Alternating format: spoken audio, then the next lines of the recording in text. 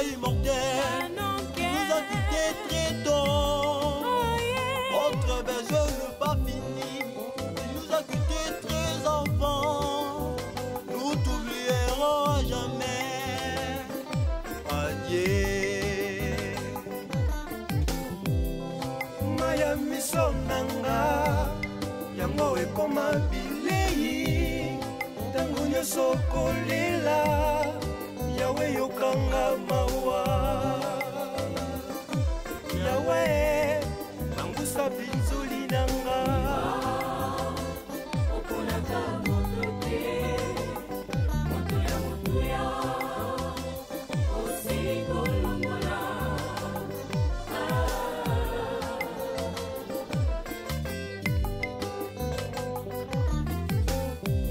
Yango misato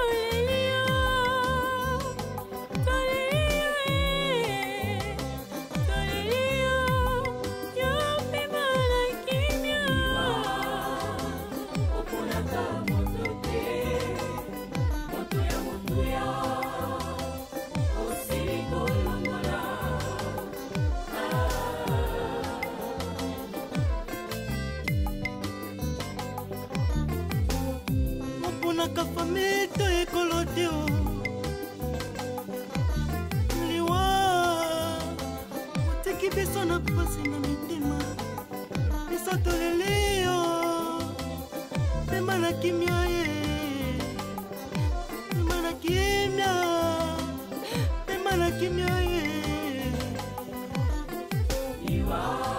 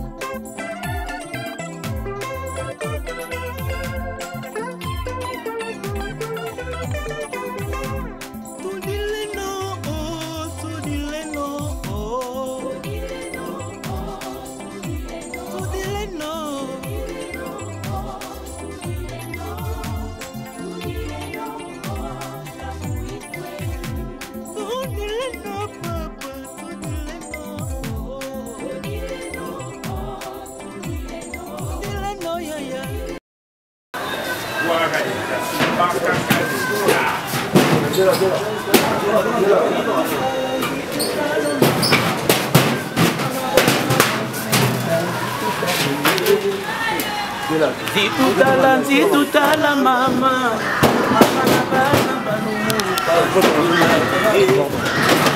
mama libumu pas bina libumu pas mama libumu pas bina libumu bloqué. Et tu mets on y va et tu mets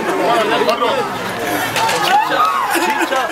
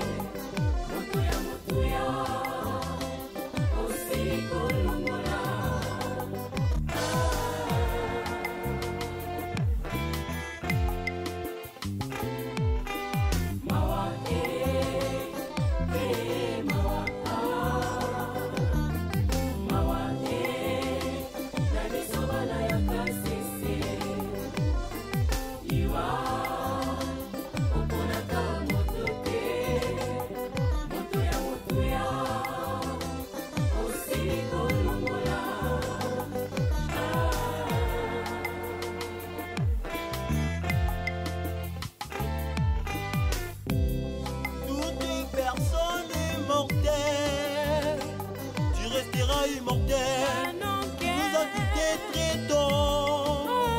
Notre berger n'est pas fini, il nous a quitté très enfant. Nous t'oublierons à jamais. Adieu. Maya miso nanga, yango ekoma bilei. Tango nyonso kolela. Yawe yokanga mawa Yawe angusa binzuli nanga Oponaka motote Moto ya motuya Osiko longola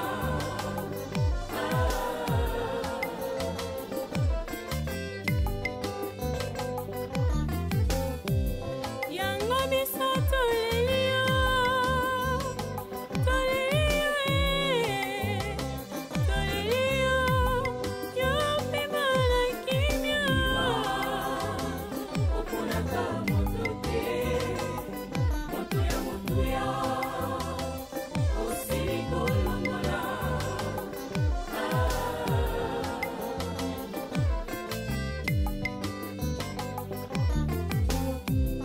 Naka famito e coloteo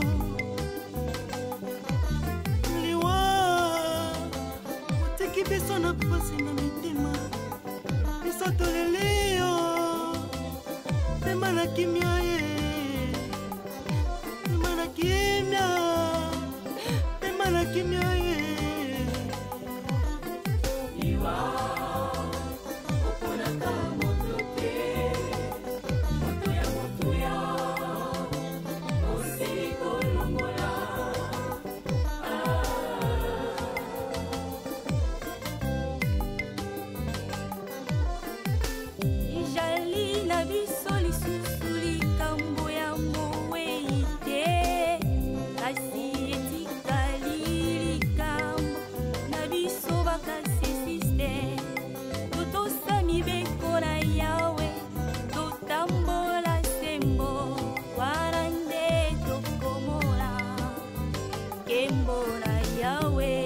Wangeye kakara Yave Wizadoa Zadisa Fahasu Okunaka motote Moto ya motuya Osiko longola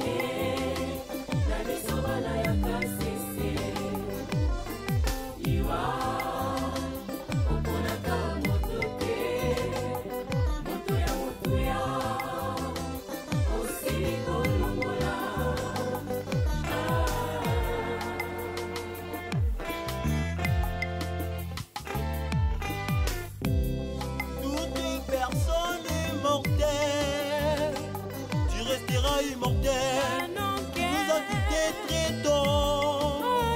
Notre berger n'est pas fini, il nous a quitté très enfant.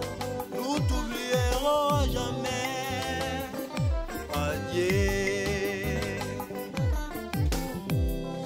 Maya miso nanga, yango ekoma bilei. Tango nyonso kolela. Yahweh yokanga mawa Yahweh bangusa binzuli nanga Okunaka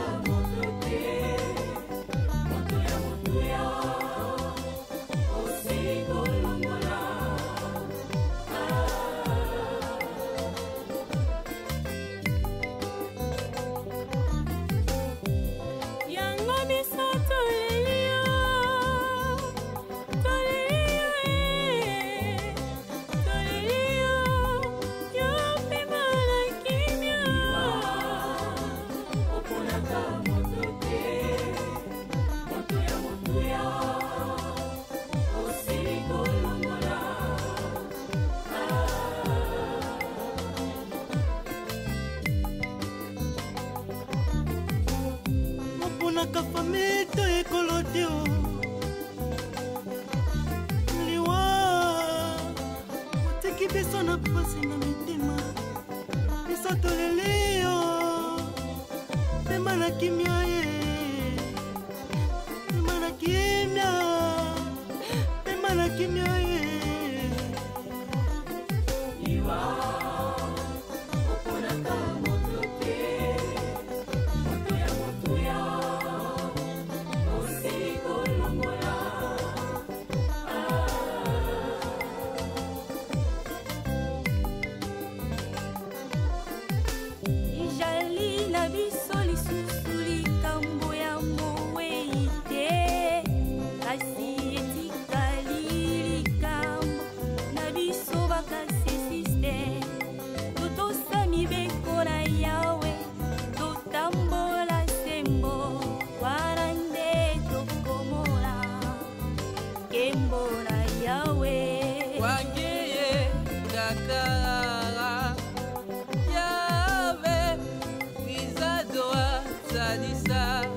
Voilà le bout du corps pour l'inhumation à la nécropole entre terre et celle d'Ancélie. Nous nous contactons afin que nous puissions aligner leurs noms sur la liste. Nous prions donc toute personne en dehors des officiels désireuse de déposer une jarre de fleurs devant la dépouille mortelle du défunt avant la levée du corps pour l'inhumation à la nécropole entre terre et celle d'Ancélie, de nous contacter afin d'aligner leurs noms sur la liste. Merci.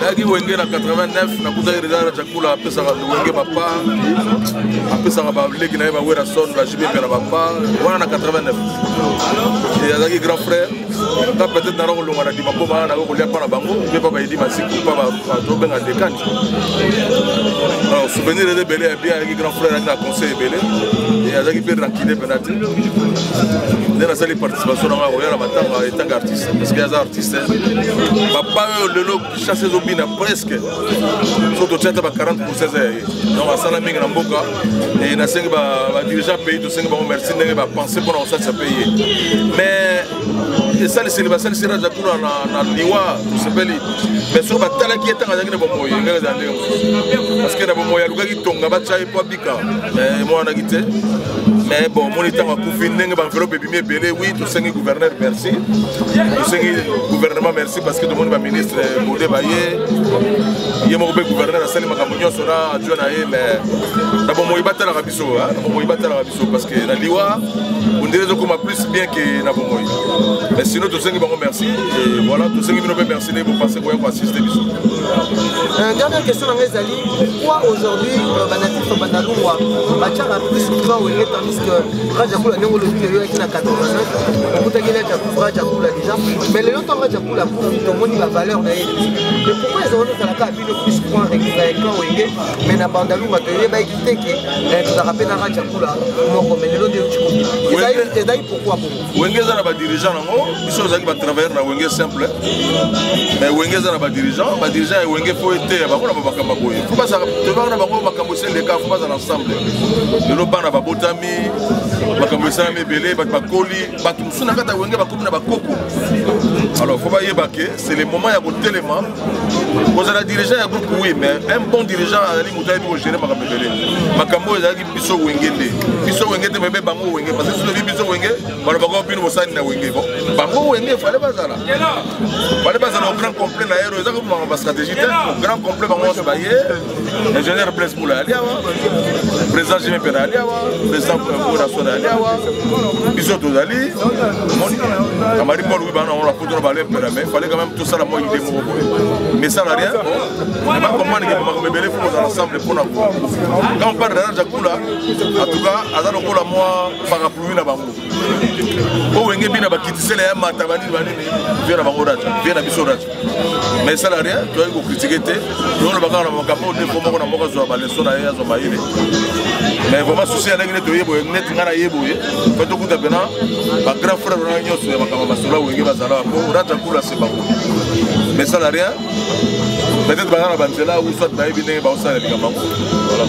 Pour incarner Rajakula, on est parce qu'effectivement, ils avaient une façon à poser là. Non, il a mis un carré technique. Il a mis un gars qui il y a l'attaque, il y a l'attaque bien, mais sur le petit on a monde à Rolata.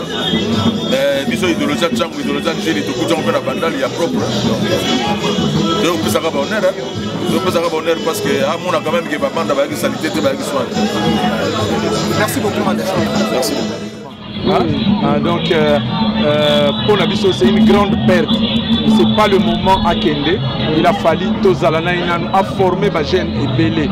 Puisque ce que tu liste, il y a des jeunes qui ont formé la chorégraphie. L'homme a 6600 phases. Aujourd'hui, contribution à la culture, il y a Bandalou, d'abord nous. D'abord, je suis un homme de la culture. Je suis un animateur culturel. J'ai une licence en animation culturelle en développement il y a un an. Donc, Ngaïmoko Naye pour transformer déjà place au Tozali. Moto na moto. Moto na moto. Koufaka déjà. Vous avez place moi culture il y a Bandalou. En mois de mars, dans Salagi voyage Moko à Bruxelles, na Lukaba partenaire et tout signé na Bango pour transformer place au lieu culturel, comme ça la salle polyvalente à Monene, comme ça la conservatoire à musique. Une pièce, une salle pour le théâtre, une salle pour la bande dessinée, et tout ça pour aider les bandal. Pourquoi pas la commune. Merci beaucoup, M. Bourgoumès. C'est pour nous ressourcer ça. D'abord, bateau, baillé, belé, tout le monde est musicien, comédien, bateau, la culture.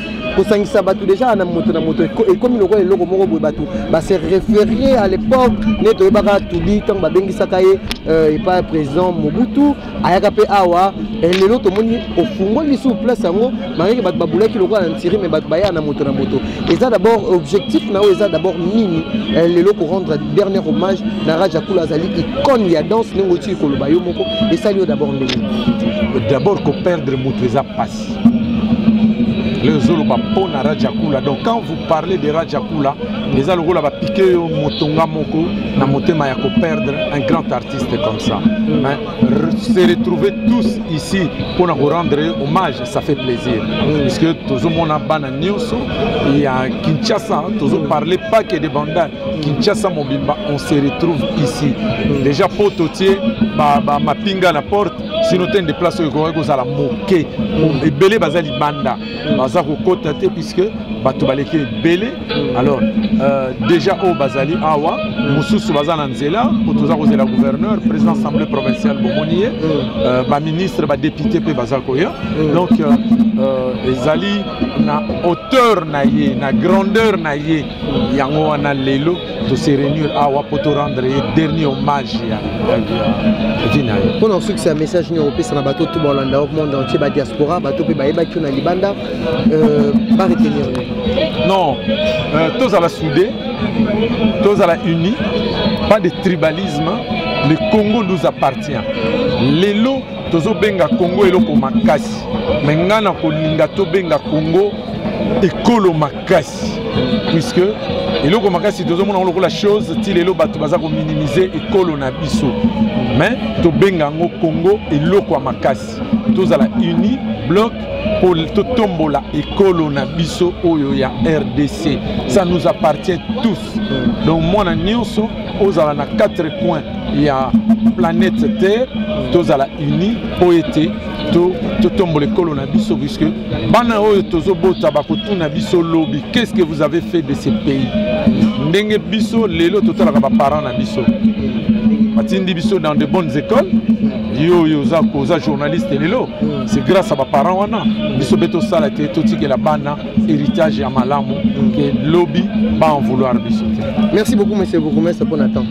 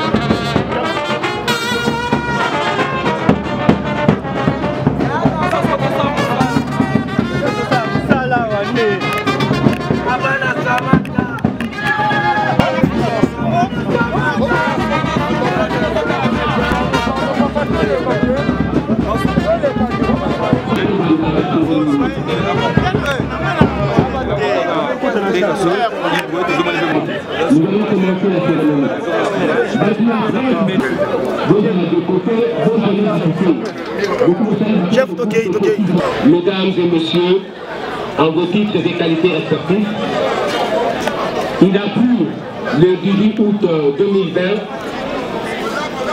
au créateur de rappeler à lui l'âme de son serviteur Motamoto Rajakula. Et ce fut à Nairobi, capitale de la République du Kenya, où il a été transféré grâce à son fils Evan Ambuta pour des soins médicaux. Et c'est dans ce cadre que nous nous trouvons ici,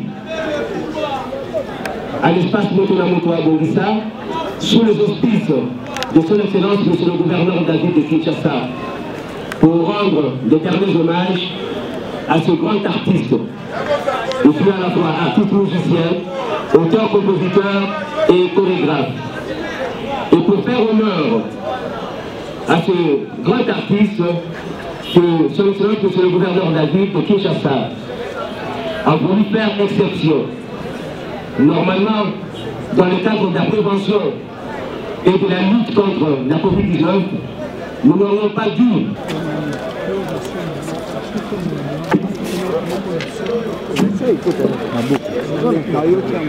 honorable député national, Excellence, Monsieur le gouverneur de la ville-province de Kinshasa, avec l'expression de ma très haute considération, Mesdames et Messieurs, chers membres de la famille Rajakula, nous sommes regroupés ici dans la commune de Bandalungwa et en ma qualité de premier citoyen de cette juridiction administrative, je prends la parole en cette douloureuse circonstance à la suite du décès il y a quelques jours de notre frère Roger Biasiwa, plus connu sous son nom de scène Rajakula. Avant toute chose, je voudrais au nom de tous les résidents de ma commune remercier en premier lieu l'autorité urbaine, l'Excellence, M. Gentilin Bilambaka, gouverneur de la ville-province de Kinshasa. Pour son implication personnelle à l'organisation des obsèques de l'artiste. Oui, il fut un artiste qui a forgé son talent ici et dont le succès est allé au-delà de sa commune. Ici d'abord, au lieu où nous nous trouvons précisément, Motonamoto à Bongissa, cadre qui a vu évoluer un grand nombre de nos artistes. Ces lieux symboliques se trouvent dans notre plan de développement et de restauration des infrastructures communautaires pour en faire un espace culturel avec toutes les dépendances possibles. Qui n'a pas connu Rajakula? Il était celui qui s'illustrait par sa manière de chanter, de danser, en apportant sa joie et la gaieté à la communauté. Il fut l'un des premiers chorégraphes reconnus avec ses 6600 phases. Ainsi donc, Excellence, Kinshasa a tenu à l'honorer dignement en lui rendant, nous sommes tous avec elle durant ces moments de profonde tristesse. Tout ce que nous pouvons dire ici, c'est qu'il repose éternellement dans la quiétude divine.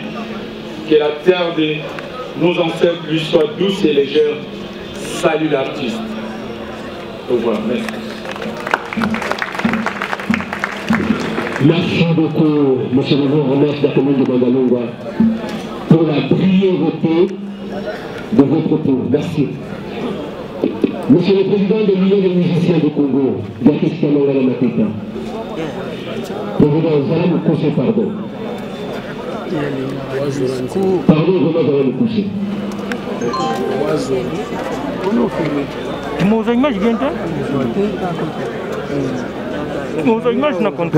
De la ville, province de Kinshasa.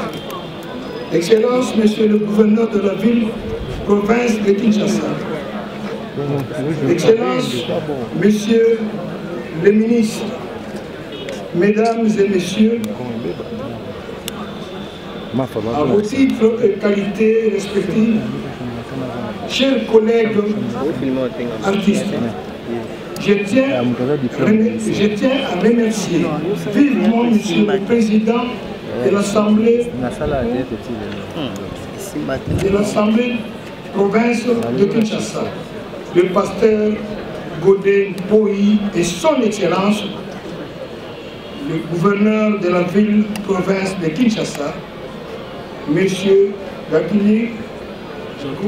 Jacqueline Godila Maka, ainsi que son gouvernement qui a apporté une forte contribution pour l'organisation de ces funérailles.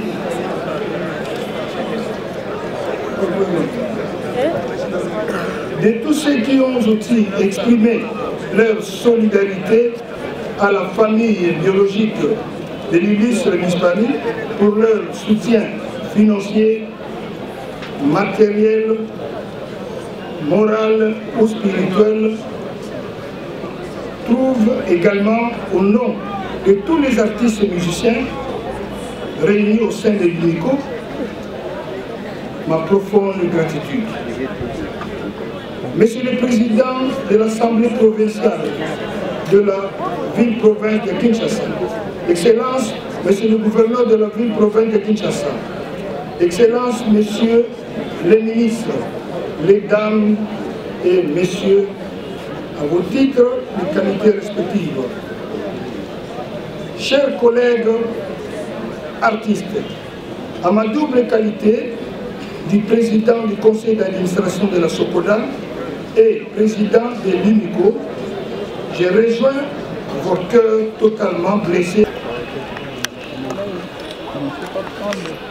Chers frères artistes et musiciens, chers notables de la commune, par rapport à la circonstance, vu l'émotion qui m'anime aujourd'hui, d'être ici parmi vous pour honorer, rendre hommage à ce grand artiste. Je me permets de tenir nos propos dans notre langue maternelle tout simplement. Je sais pourquoi je le fais. Bana Bangal, nalingi yambo yambai yakoloba m'a présenté mes condoléances, ma famille ya Razakuna, c'est-à-dire moi c'est Maïe, Naïdi avec divorcé, et non, avec plutôt veuf, Banaïe, Balik Naïe, Bakouk Naïe, famille Mobimba, et l'année balé m'a représenté ma condoléance, ma bana ya Bangamungwa. Mes condoléances à nous tous, Bangamungwa.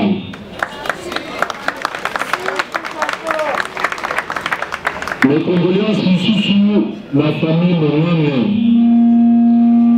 Il y a des artistes et musiciens.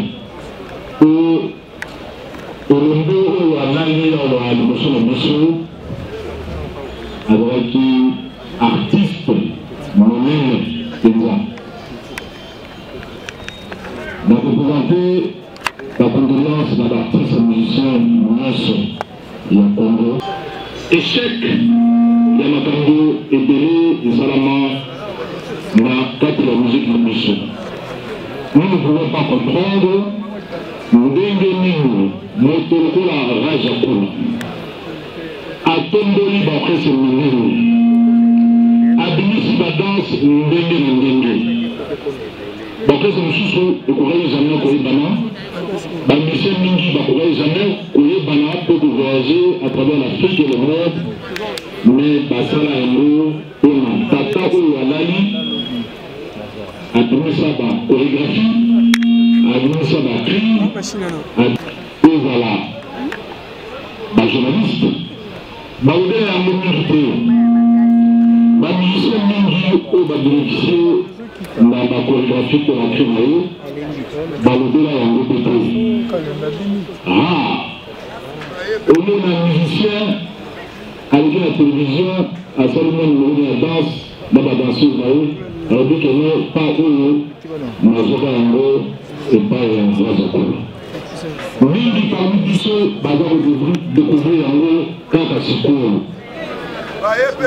na biso bana bandalungwa toyebi yango toza na elingo mobali azalaki na komi na biso ya bandalungwa mpe asali mosala monene bajournaliste mingi bana koloba mingi mpe bana koloba te ifo kolobela yango c'est l'occasion ekoma lokola mwa omerta bato bayebi me bazolobela yango te mais nakosenga bajournaliste mpe na bamusicien bazaka na courage ya koloba tomona bango na bamusicien ya poto to basali eloko adima eloko nasali yango grâce ya musicien tel apesaki ngai mpe yango parce que baœuvre aussi eyotaka ta nzambe mpona kotémoigne bolinga nzambe il faut kolobela yango mpona biso bana Kinshasa bana ya Bandalungwa mingi bayebi te gouverneur awa dabo mwana Bandalungwa nabotama na Bandalungwa nasala école primaire na Bandalungwa école maternelle même na Bandalungwa na Lima ezali perte monene Razakula accueilli parmi les trois wana ye azali na kati atraverse ngambo akomi ngambo mosusu korejoindre baene na ye bagroupe na ye oyo basala bango musique lokola bawendo lokola bapapa Kalo Jeff lokola bapete Kale lokola bafranco lokola batabole rochero lokola bambuta masakado balikinga babini ngale bayalengos bazali ebele moyena ntango bakongo na mo nyonso awa ezali mpe sino azali monument monene ya Razakula te ezali mawa mingi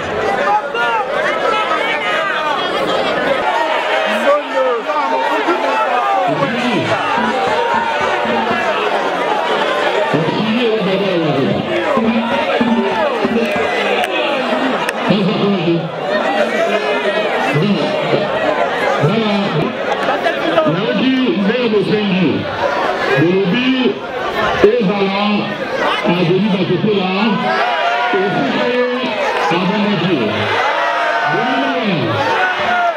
mais eza lisolo wana baobi boye bakotela naobi bakotela pembeni na basakata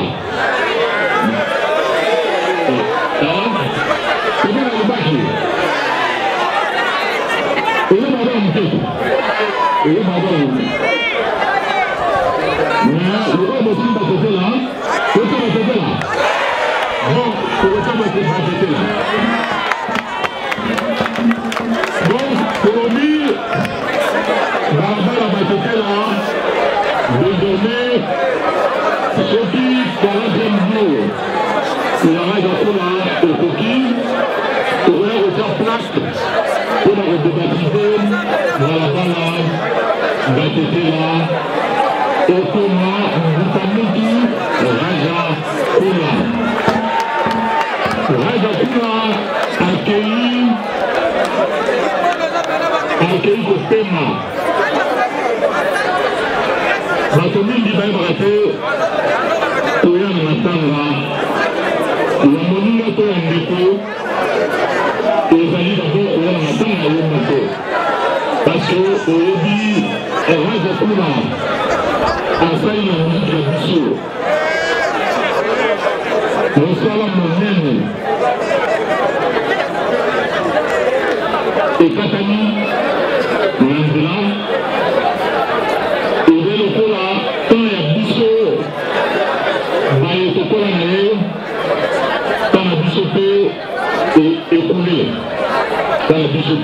jeudi. Il n'est pas sur le terrain, mais comme tu dirais, Dieu a donné et il vient de reprendre. Que son nom soit glorifié, tout simplement. Mais Razakula, il a mérité beaucoup de choses. Il a mérité des rouges, il a mérité des honneurs. Oh, il pourrait vous rendre à Walero et Zali dans votre cœur. Mais il méritait beaucoup plus que ça. Encore une fois, mes condoléances à tous les enfants de Bangalunga. Mes condoléances également à tous les artistes du Congo et d'Afrique. Et au-delà, mes condoléances à tous les Congolais. Je vous remercie. Notre famille est dans un message important, la reprise à l'eau, au vu de l'établissement là où il y a débaptisé, avenue Bakete, la comme avenue Mbotamutu Rajakula. Donc un message très important. Alors là, on peut se montrer dans le solo, aller à reprendre, vous voyez comment on est refait, il y a Balé qui a Rajakula. Moi, la soupe à la barreau. Merci mon convié. Papa gouverneur nous a bossé dans la opportunité au fil de Pessabiso, n'attend il y a Kofi. Merci à l'organisation de Bossali, mais nous avons la passe. L'initiative aussi a venir du monde comme Rajakola. Batete là. Merci, mais nous avons fait un avion. Tu tires le ticket. Au lieu de passer à la baptisé à venir du monde comme Rajakola. Batete là. Salam Akasi, papa, salut Sabiso. Osons, c'est la mission résidence du Japon. La Batete la 88. Batete la mission de Pau, on est comme Kanda. La maman de pays de la Syrie, et ça passe. Honorable Francis Alongo Makambo na Zoroba. Donc Chabiso Maboko famille, Talamana comme on vend dans Nairobi pour les gens à place. Monsieur le gouverneur, Sali Sabiso. En tout cas, Sali Sabiso. On va se peine la idée, on a le bureau d'être à Maboko. Gouverneur Sali Sabiso. Sali Sabiso. Merci, merci de condoléances. Tous les officiels.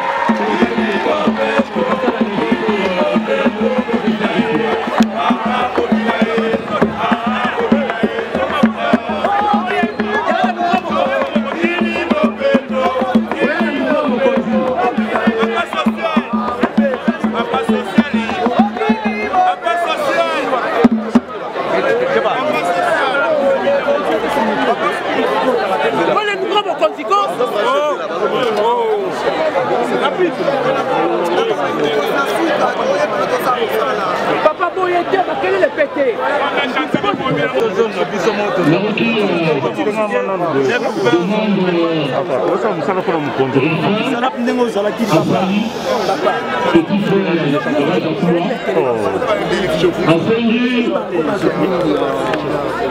Pour récupérer résidence Japan. La LB station Japan. Après c'est Rajakula. Ben, ici on a bandaki, un notable il y a commune à Bandalunga. Balobi effectivement, ndako ya Rajakula, il y a balabala Batete là. La tega yango na fomi kanda. Alors on a fait la boue. On a relandé le dossier malamu et Sengeli pour constituer dossier à Makasi. Et côté ça va avocat, Namoko, na relandé yango na sima, dit pour récupérer le travail. Alors, na Rosenga, na honorable Francis Kalombo, Azali avocat, a constitué collectif de l'avocat à Banabandal. Comme ça, tout l'angle de la Magambouana n'a pas de piquinos. Tout le monde a des semaines. Voilà. C'est de cette façon que pour qui pour rendre justice na Ndogorabiso Rajakula. Malgré l'accueil, à Tiribana, à Tiribandeko, Bazan a droit de récupérer le pain au Rabango et la famille. Merci. Nous demandons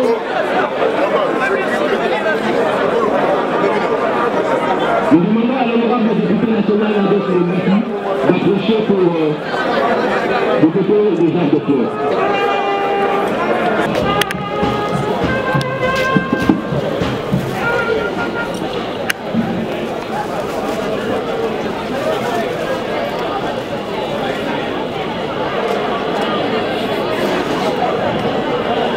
Honorable député national de Matéria, le livre de condoléances, je ne sais pas si vous voulez écrire un mot. De la ville de Kinshasa.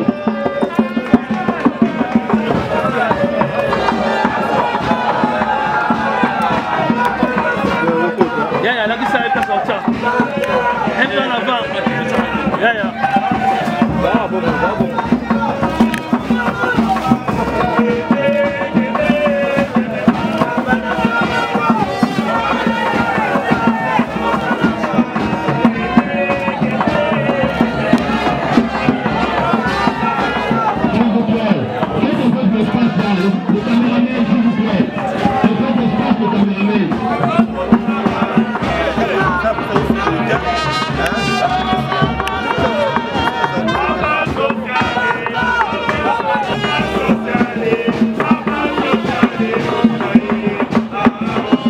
M. Cameroun Amateta, président de l'UNECO, se prépare.